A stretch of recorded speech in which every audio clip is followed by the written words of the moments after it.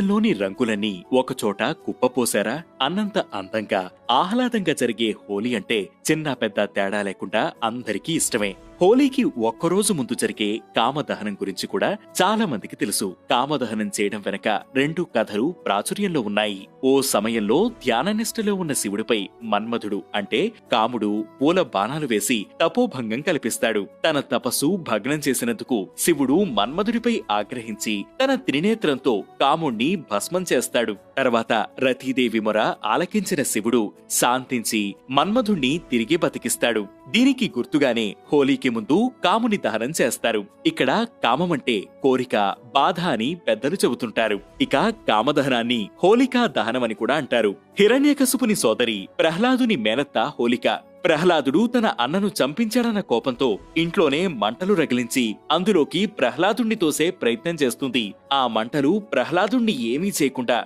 హోలికను మాత్రం దహించి వేస్తాయి. అలా చెడుపై మంచి సాధించిన విజయానికి గుర్తుగా హోలీకి ముందు రోజు కామదహనం చేయడం ఆనవాయితీగా వస్తున్న ఆచారం.